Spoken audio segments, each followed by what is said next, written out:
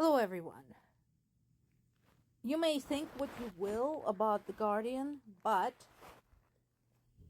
when it comes to the news about the war in Ukraine, it's actually been very good about pulling together decent summaries quite regularly. So, when it comes to kind of a high level view about major events, especially events inside Ukraine, this has been a good source for me, on par with Associated Press.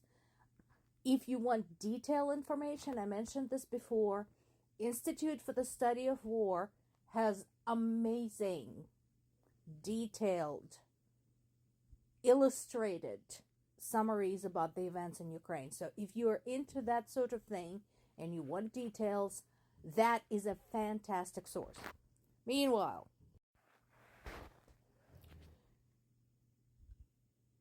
we have yet another successful operation by Ukrainian drones. And as somebody said in the comments, it's so weird. Russians keep saying that they have intercepted everything. And yet we get news about another oil refinery on fire. And I told them, I said, they have this really interesting technique of disabling drones with buildings. So yeah, it's absolutely true. The drones have been intercepted. The drones do not exist anymore. They did blow up. They were intercepted using an oil refinery in this particular case. There's more news about kind of a back and forth. In some areas of the front, Russians have taken control of another settlement, but elsewhere, we also have some success among the Ukrainians. Remember, I told you this. This is going to happen. This is going to happen. It's going to be back and forth. So every time the Russians advance, please do not fall into hysterics. This happens all the time. The front regions, the regions along the front lines, are going to go back and forth. This has happened in every war, anywhere, ever. So, there you have it. Now, this last bit here is important.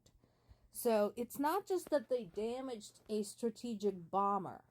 It's where it was. 1,800 kilometers away. That is deep into Russian territory.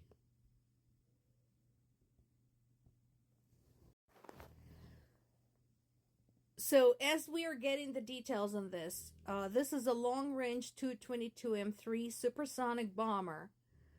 That shit's expensive. I'm going to ask my dad about this because he is an airplane engineer by education. That's what his degree was in. And he can probably tell me more, but I have no doubt that the ultra-modern supersonic bomber is a very expensive piece of equipment. And it's not like you can just go and build another one or order another one or on Amazon. So yeah, that is pretty cool. And the fact that it was deep inside Russian territory is even better. As I mentioned before, one of the things that is so important about these long-range drone attacks is unpredictability. They're hitting military objects, as I mentioned before. Ukrainians have been really good about focusing strictly on military objects. However, if you watch the eyewitness posts, even if it doesn't hit your own building, if it just hits a military airfield next to you or an oil refinery next to you, it is pretty scary shit. It is a big boom and it's loud and there's fire and smoke, etc. So it doesn't feel warm and fuzzy. And the result of these attacks have been a growing unease among the Russian civilian population, saying, we don't know where this is coming from or where is it going to pop up next. And that is exactly the effect we're looking for. We want them jumping at shadows. We want them frightened. We want them to start pressuring their own government and saying, you know what? We just want it to stop. We don't care about the prestige. We don't care if we lose the war. We want to stop being scared of freaking drones popping out all over the place, anywhere in the country, and hitting something else big and loud next to us. And that would be mission accomplished. Of course, as usual, Russia continues pounding Ukrainian civilians and murdering them. At this time, we have heard of the deaths of at least 5 civilians on Saturday in various regions around Ukraine. Unfortunately, in the northeastern Sumy region, a 14-year-old boy was killed. And 12 more people were wounded. So that is still continuing. That it hasn't gone anywhere. Putin continues his saber-rattling about the missile crisis and about the deployment, etc. And I'm like, you know what? Everybody's just sick and tired of you at this point in time. You know, everybody's just... I think people just had enough of him. And I think Putin himself is forgetting that this is no longer the 40s or the 50s or the 60s when the Cuban Missile Crisis took place. This is the 21st century. As I mentioned many times before, we have enough satellites in orbit to be able to detect when he so much as sneezes, let alone when he decides to launch a nuclear missile. He's underestimating the ability of other countries to detect and intercept what he's doing.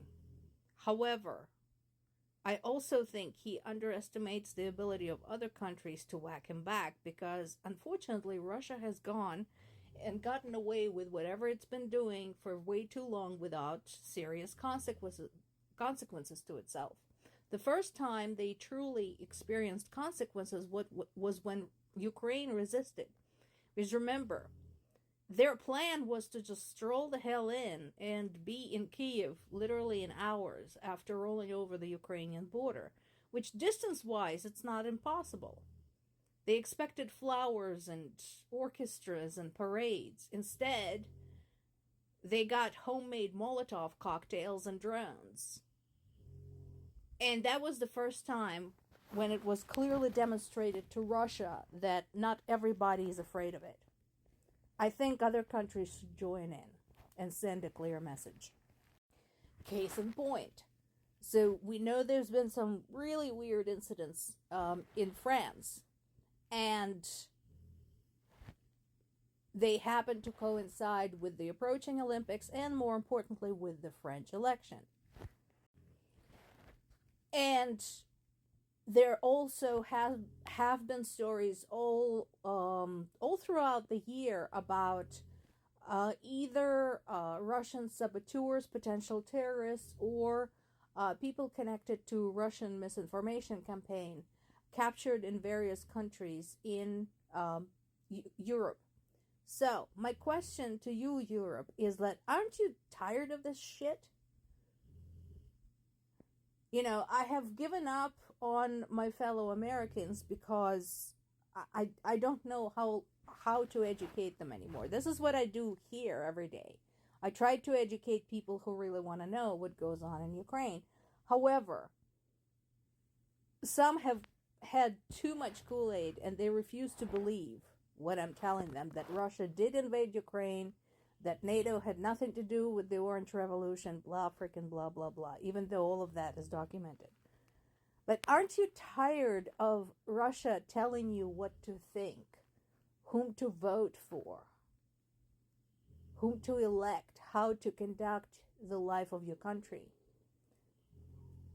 Because that's all Ukraine ever was. It got tired of all of those things and decided to determine its own historic course. That's what brought about the Maidan and the Orange Revolution. All they wanted to do was determine their own course as a country. And I suggest all of you do the same.